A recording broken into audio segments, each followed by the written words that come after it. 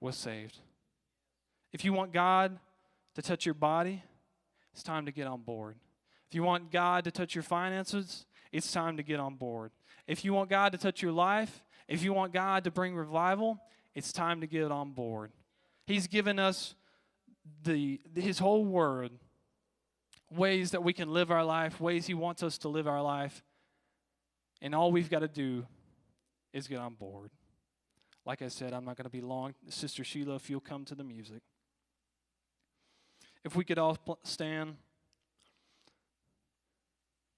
We find in the scripture the life of 3 Hebrew boys.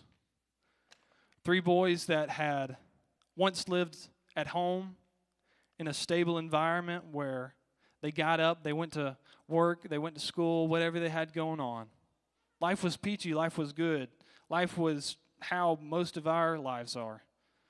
But one day they got taken to Babylon.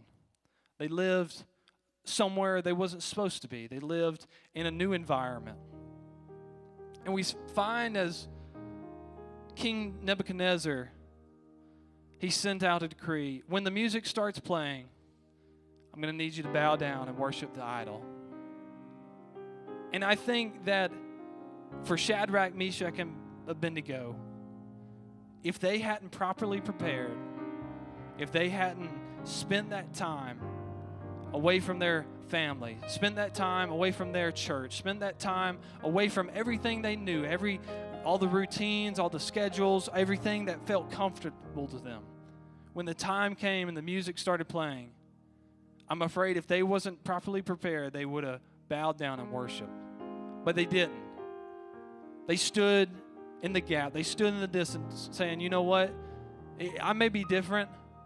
Everybody else might not understand, but I'm going to stand up for what I believe in because I know that I've got to get on board. And we find that that Nebuchadnezzar, he gets them and he throws them in the fire. And even when the heat got cranked up, when they thought, you know what, this is it. This is it for me. It was good, and then I got brought to Babylon, but now I'm about to be thrown in the pit of fire. When everything started feeling like it was just gloom and doom, we find when Nebuchadnezzar looked in the fire, there's a 4th man. There was somebody there that was on board with him. Because, when we choose to get on board, God's there with us. He's there to take us somewhere. Because that's the thing about transportation. He's going to take us from where we are and take us to new levels, to take us to new height, to take us into waters that we can swim in. So what I've come to ask you tonight, have you gotten on board? Have you completely sold out? If we can make our way around the altars and just spend a little bit of time in prayer. Some of us, we could have been in church our whole lives. This is all we've ever known is just coming to church every Wednesday and Sunday. Others, this could be a new experience for us. But we all have the opportunity to get on board, to sell out, to commit our life to what God has for us. He's made a way for all of us to escape the gloom and the doom and all this world has to offer. He's made an ark for us. And what I've come to ask is, are you going to get on board? Are you going to sell out? Are you going to join Jesus on board?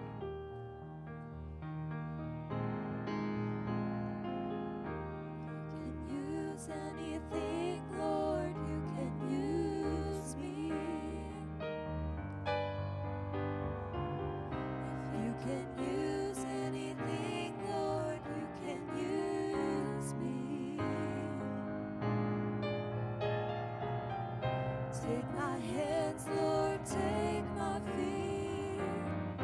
Touch my heart, Lord, speak through me.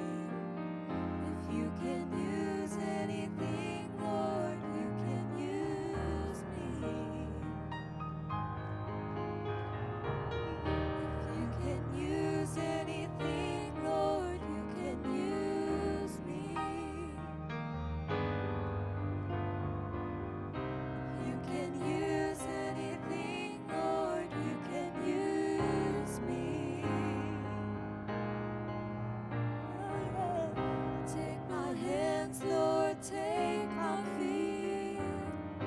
Touch my heart, Lord, speak.